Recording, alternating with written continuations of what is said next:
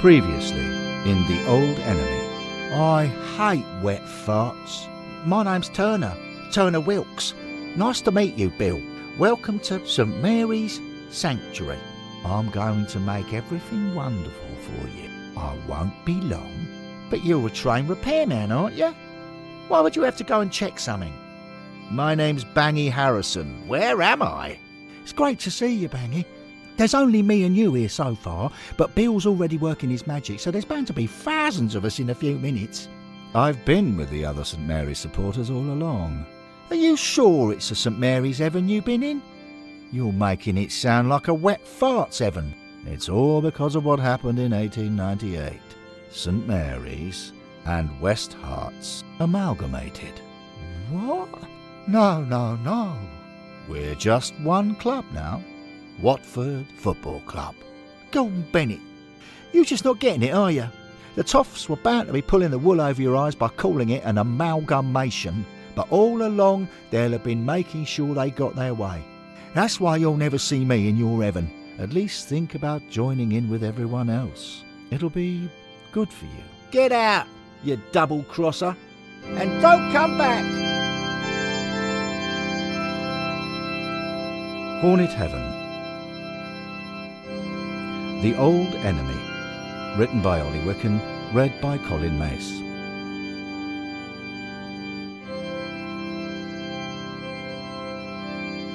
Earth Season 2022-23. Part 3.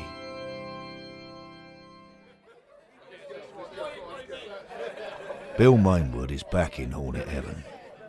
He came back to try and make sure no one else goes through the portal to St Mary's Sanctuary and accidentally breaks the big news from 1898 before Turner Wilkes is ready to hear it. Now he's here, though, he also wants to get some advice on how to handle the situation he's uncovered. It's not going to be easy to tell a fan that his club has merged with his deadly rivals. Ah, there you are, Bill, old sausage. Bill has come to see Henry Grover, the man who founded Watford Rovers in 1881. Henry is in his usual booth in the gallery restaurant inside the stadium. I'm glad you've popped by. Your young assistant, Derek Garston, told me you went off to an old game with Bangy Harrison earlier, on the sniff for historical information. That's right, Henry. This year is the 125th anniversary of our taking the name Watford Football Club, and to celebrate it, I want to... Stop! Let me stop you there, Bill. What? Why? Because I think we've all had enough of anniversaries, old poppet. What's this about? What's your objection? Oh, nothing really, old shortcake. It's just that celebrating the 125th anniversary of our club's current name might give people the mistaken impression that we were formed in 1898 and not 1881. But that's not a problem. We can always point to the continuity behind the amalgamation. Shh, Bill, don't use that word. Amalgamation is a terrible word to use, Bill, old chap. Why? The better story is that what happened in 1898 was just what do they call it these days? Yes, a rebranding of the club I originally founded as Watford Rovers. A bit like, oh goodness, what are those chocolate bars I've seen in tea bars at the ground? Ah, yes, like Marathon becoming Snickers. It was just like that old thing. Watford Rovers were rebranded as West Herts and then again as Watford FC.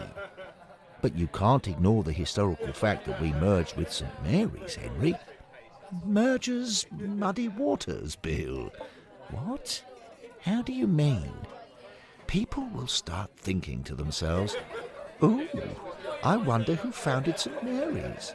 Maybe they're the father of the club." Bill starts to see why Henry cares about this. I mean, I dread to think what things are like in Burton Albion's heaven. Eh? What have Burton got to do with anything? Oh, do keep up, Bill, old pickle. I thought you knew your history in the 1890s. There were 2 Football League teams in Burton, Burton Swifts and Burton Wanderers.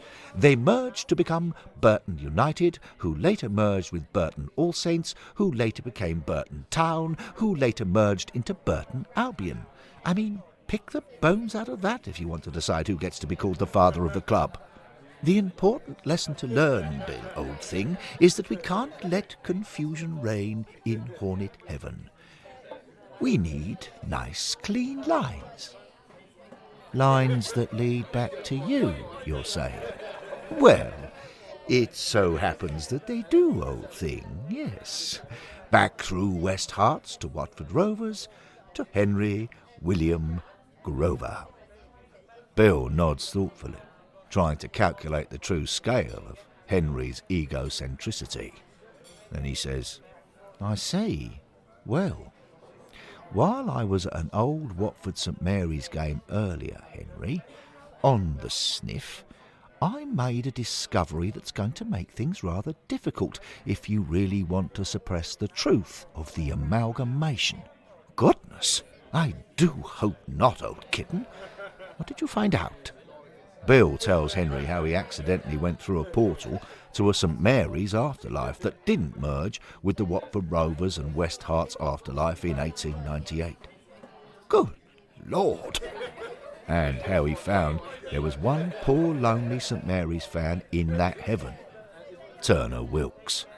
By Jove! And how Turner doesn't know about the coming together of West Herts and St Mary's yet, and won't like it when he does.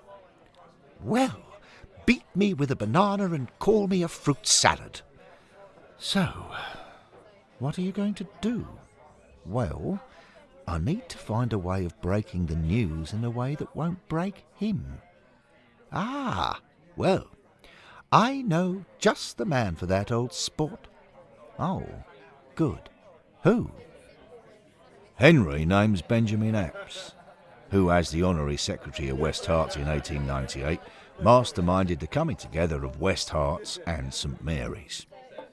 Ben was behind the whole project, As it wasn't called in those days, mercifully, and he's the man who flogged the idea to supporters.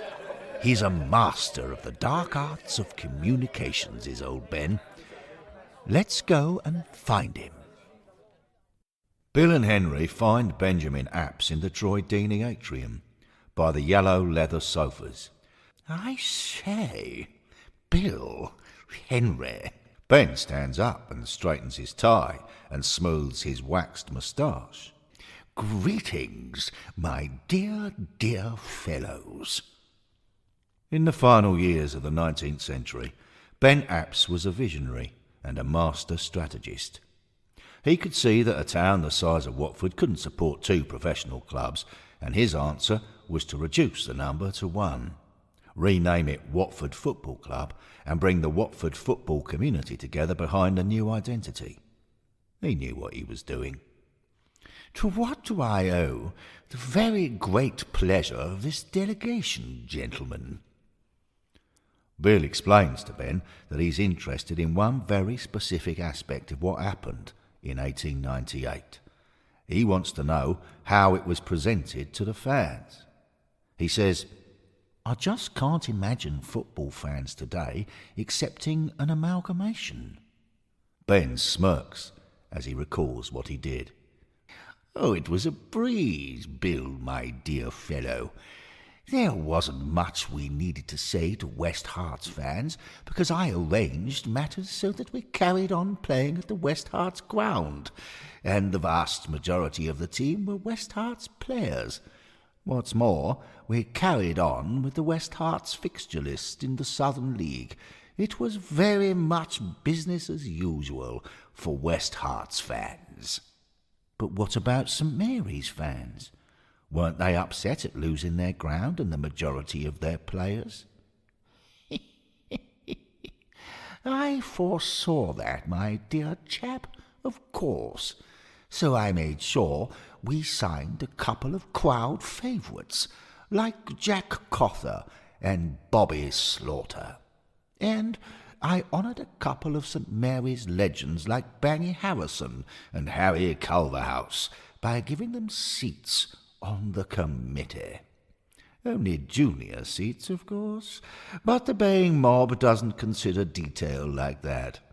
I wanted the St Mary's fans to feel they were seeing continuity. But what did you say about who owned the club?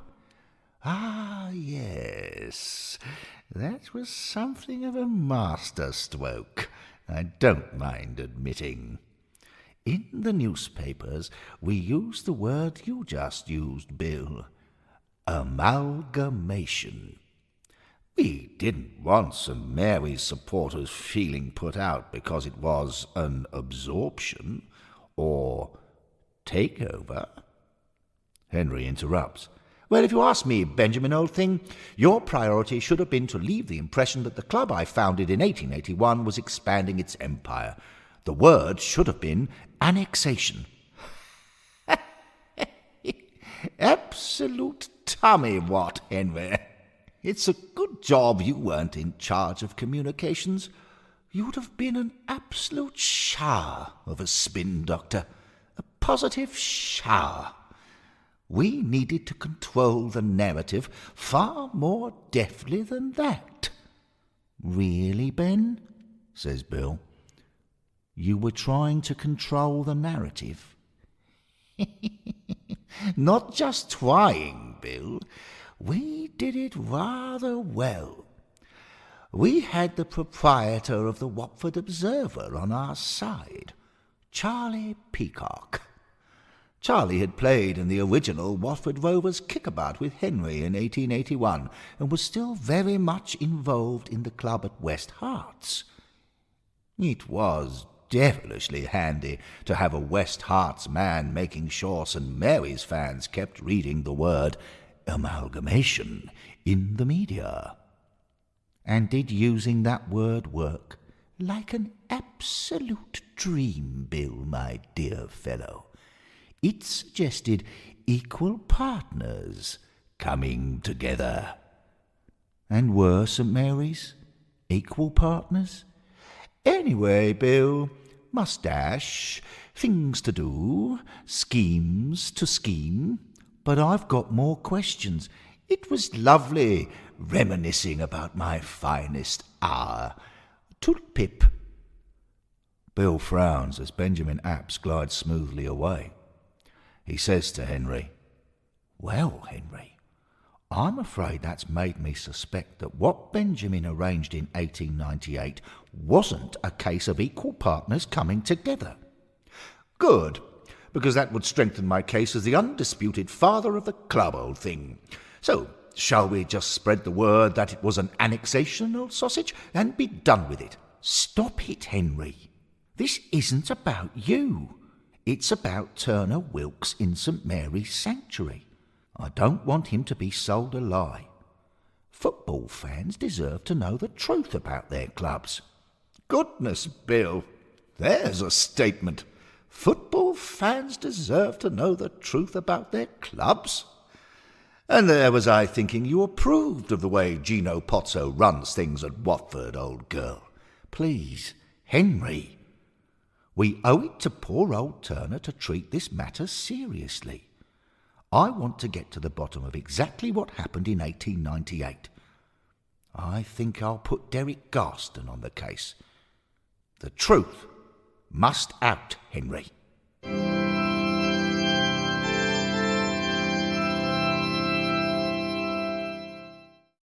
Bill steps out of the Troy Deeney atrium onto the junction of Vicarage Road and Occupation Road. He sees Bangy Harrison walking up the slope towards him. Bangy looks downcast. Bill says, Are you all right, Bangy? Where have you been? Bangy has just arrived back in Hornet Heaven through the portal and rematerialised at the bottom of Occupation Road. St Mary's Sanctuary, like you. But aren't you happy you've discovered their heaven? You made hundreds of appearances for Watford St Mary's. Why are you looking so glum? Because the football was terrible, and then I got thrown out of the place. By a fan. Golly, Why did he throw you out? Because I told him what happened down on Earth in 1898. Oh, crikey. What did you say to him? I said that St Mary's amalgamated with West Herts. You used that exact word, did you? Yes. And how did it go down? Oh, you know, the way Watford went down from the Premier League last season. Wretchedly. Oh, dear. So even Benjamin Apps's media machinations wouldn't have done the trick with Turner.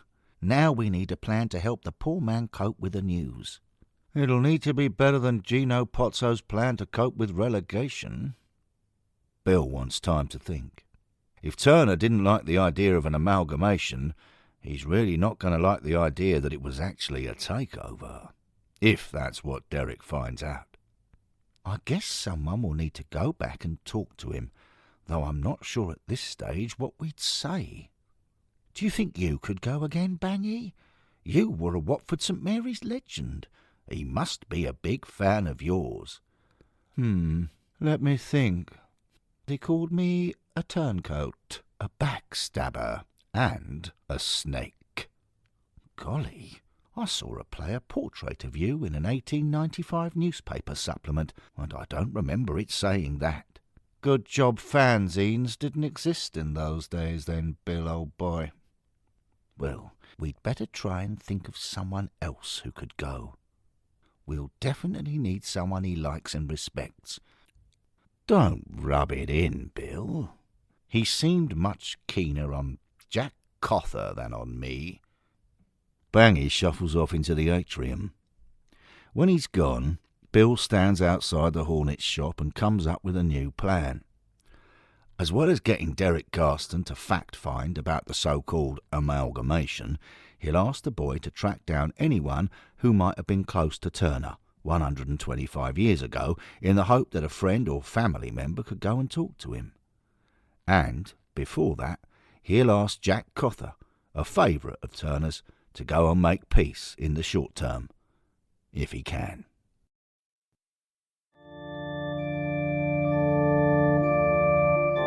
A short while later, Turner Wilkes is still in the defunct afterlife that was connected to Hornet Heaven for 125 years without anyone knowing.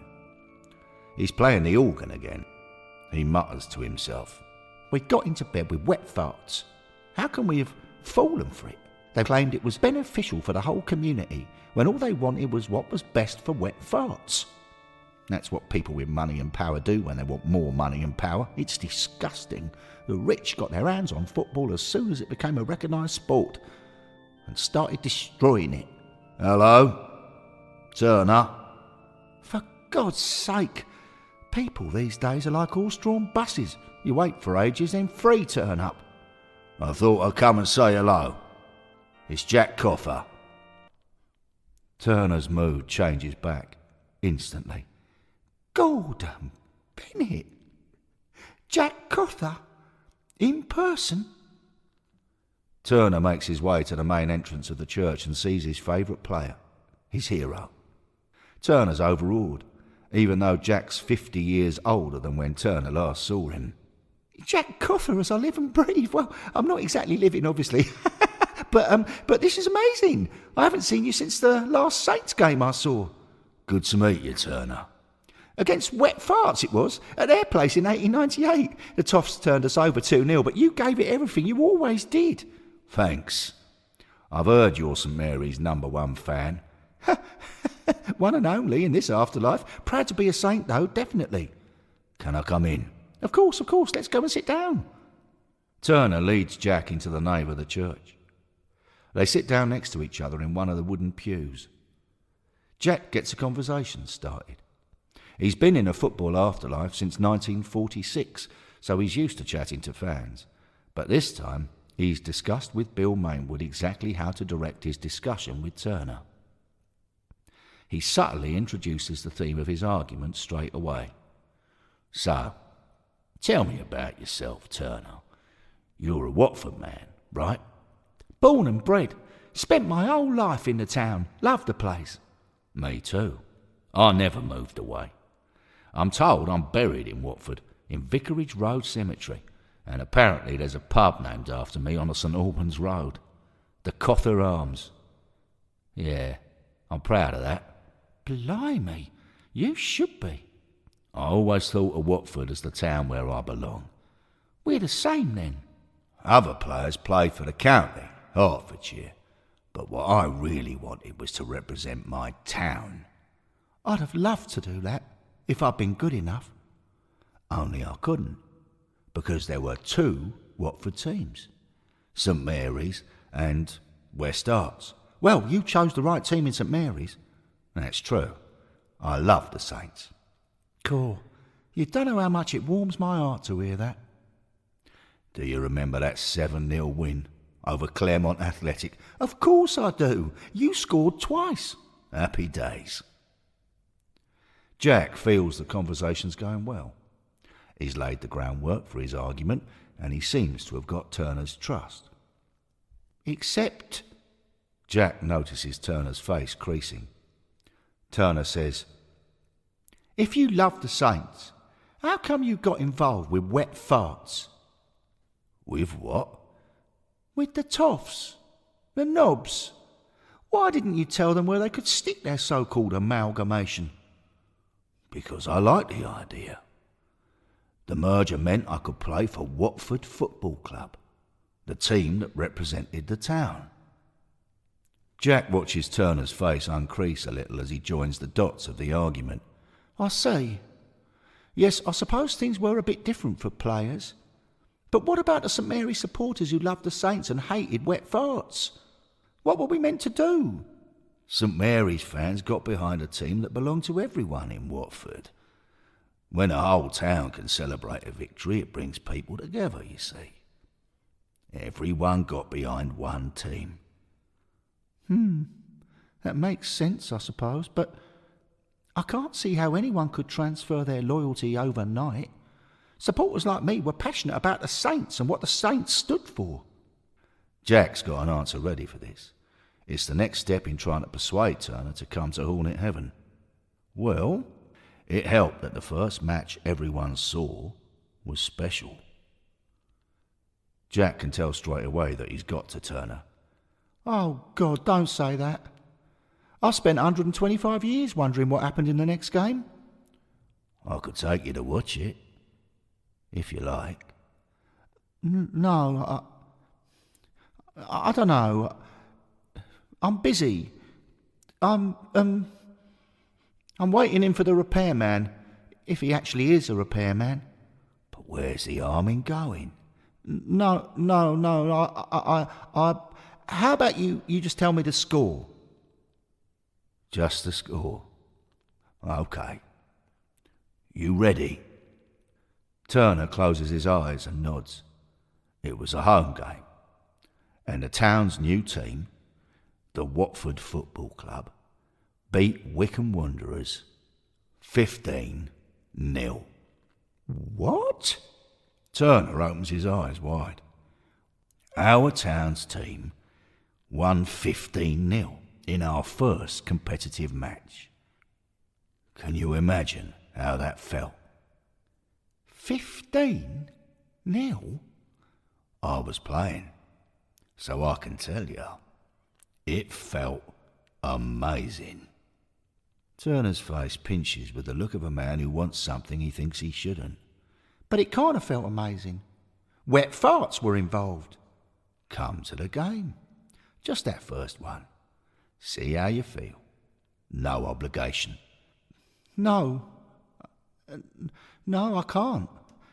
I mean, can I? Well, I suppose, to be fair, I haven't seen a new game of football in a very long time. And you said you loved the town, so... Turner nods. All right. Because it's you, Jack. I'll give it a go.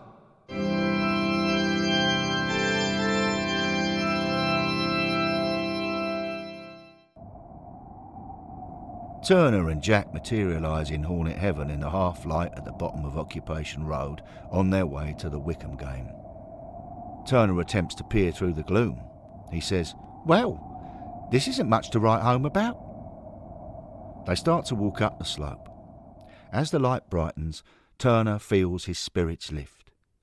For the last 125 years, all he's known in St Mary's Sanctuary has been the inside of a dark church and a bunch of 19th century football matches on muddy patches of ground.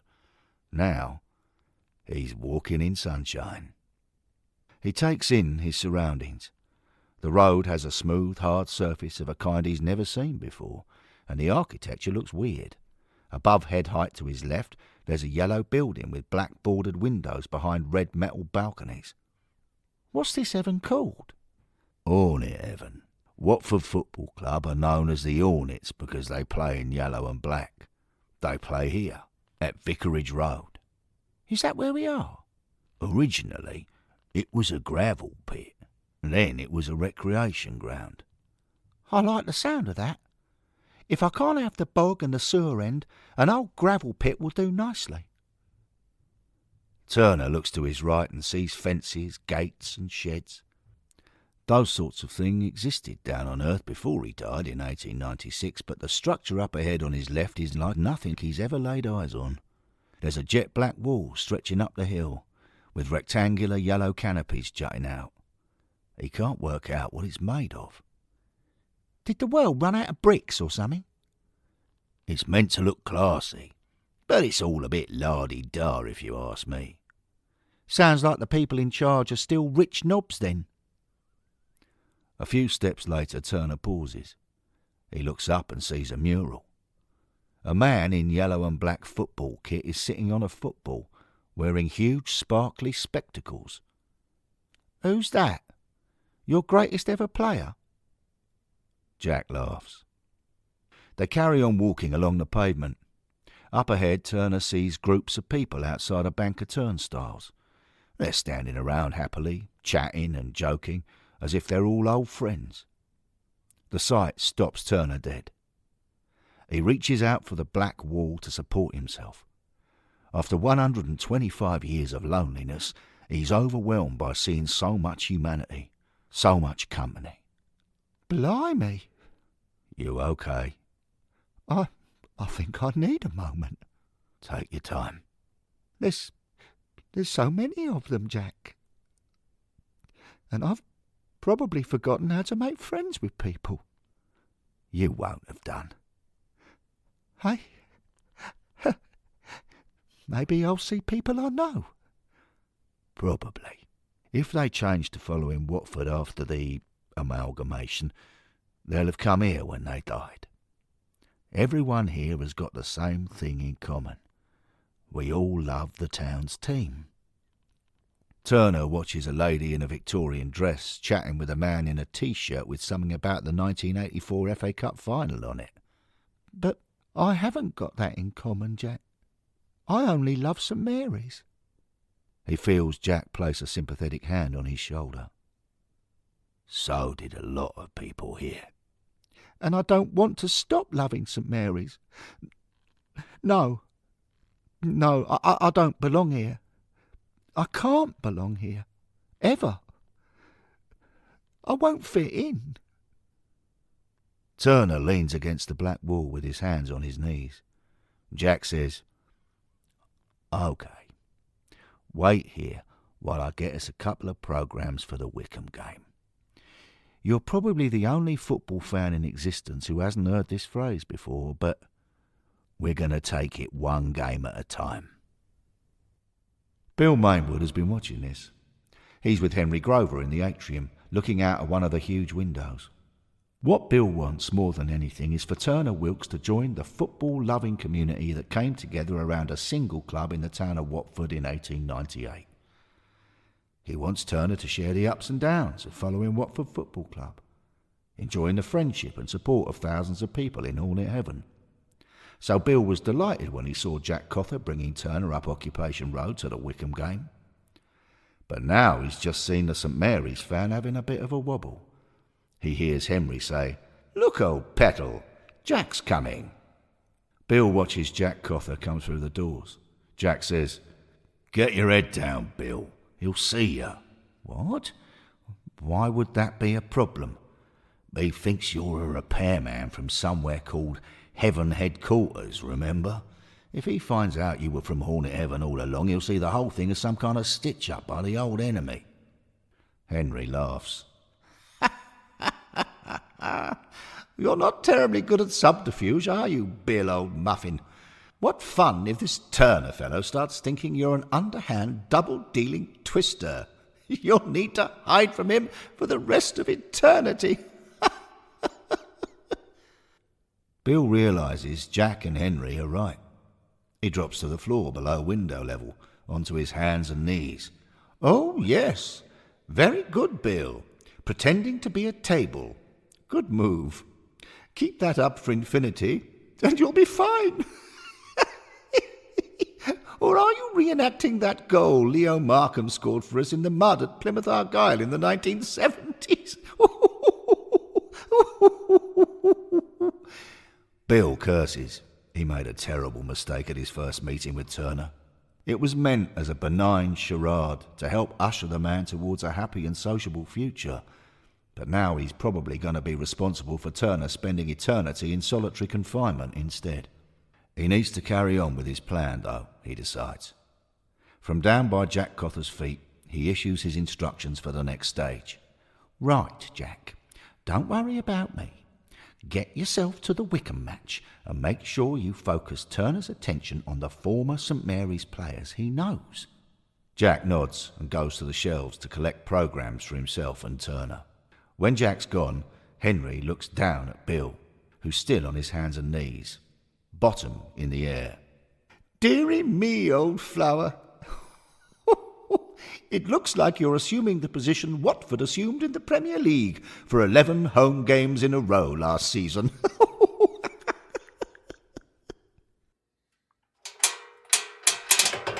Turner and Jack go through the ancient turnstile. Turner feels it's a big improvement to be using a programme to get through a turnstile rather than putting a date on a hymn board. It's exciting too, to be going to a game that's new to him, after 125 years of watching repeats. But then... Oh no! You've got to be joking! The first ever competitive game for the newly named Watford Football Club against Wycombe Wanderers is a home game. Turner finds himself behind the pavilion at the West Herts Club and Ground on Cassio Road. We're at Wet Fart Central. You didn't tell me home games would be here. This is enemy territory. How could this place ever feel like home to a Saints fan? Because it's yours now. Turner understands perfectly well what Jack's saying. Jack's saying, never look a gift horse in the mouth. But how can he support a team that trots onto the pitch from an elegant brick pavilion? All a club needs is a wooden changing hut, a patch of land and some ropes around it. Why couldn't the Merge Club play at the bog? Watching football should feel rough and ready. This club's home ground isn't who he is. You can sit in the posh seats, if you want. I wouldn't be seen dead in them.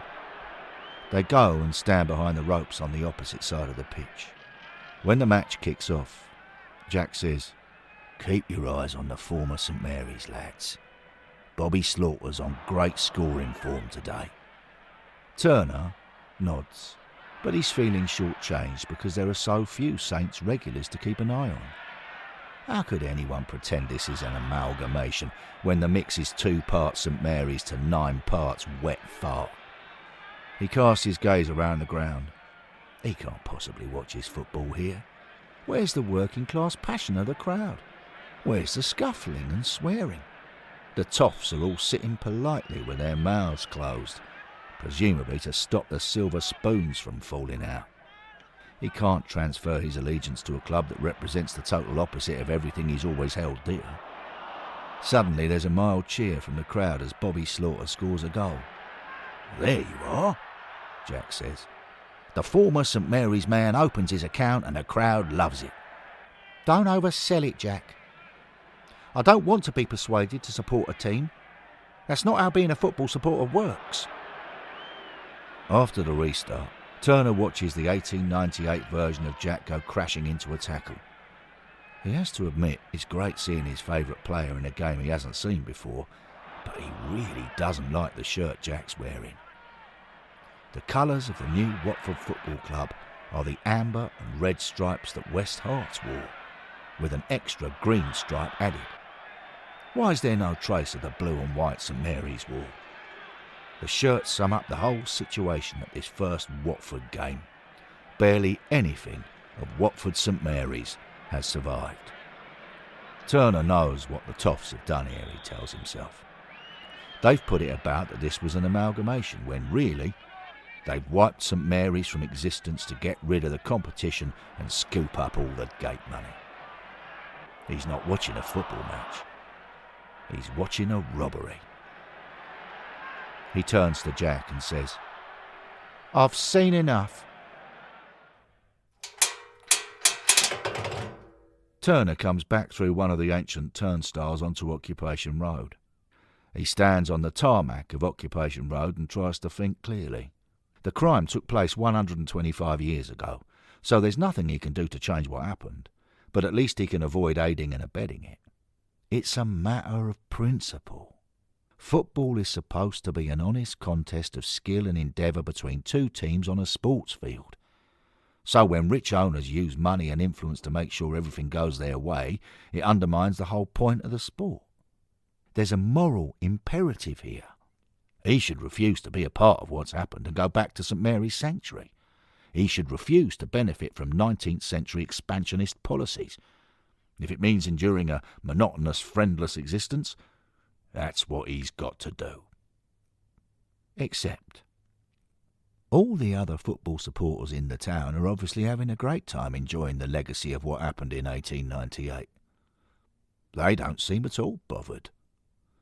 Maybe he should let the matter drop, like these people around him on Occupation Road have done. Does it really matter if a football club swallowed up its local competitors? Does it matter if Watford Wanderers, Watford Swifts and Watford St Mary's were victims of rich men on the make? He watches the Watford fans chatting and laughing with each other. He wishes he could share their innocence. If he stays, he could share their experience and friendship too. He'd love to stay for that. For a moment he wonders about his son. Finlay loved the Saints. The boy was 20 in 1898. Was he fooled into supporting the so-called amalgamation? Hopefully he stuck to his principles and just gave up on football altogether. With a bit of luck he's in some other heaven, a good honest heaven. Turner focuses on the options facing him. It's time to make his mind up. He looks at the smiling Watford supporters whose afterlife he could share. In contrast, he pictures himself playing the organ, alone in the dark church, having shut himself away for the rest of time. This is his choice. He needs to make a decision. He looks to the skies to galvanise himself. And that's when he sees something that makes up his mind for him. High on the black wall, alongside the words Watford Football Club, there's an emblem he recognises. It's got the word Watford and a badly drawn moose, exactly the same as the enamel badge Bill Mainwood left with him, the thing that Bill said had sentimental value for him. Gordon Bennett! He was from here all along. He wasn't a repairman. He's a spy. Suddenly it all seems clear to Turner. In 1898, the Toffs took over his football club. In 2023, they're trying to take over his heaven. He curses himself for not realising it sooner. The knobs have been trying to sweet-talk him into supporting Watford Football Club so they can add his afterlife to theirs. But he's not going to let it happen. There'll be no amalgamation, absorption or annexation of St Mary's Sanctuary. He won't allow it. I'm going back to defend my patch. I'm going to barricade myself in and the Toffs out.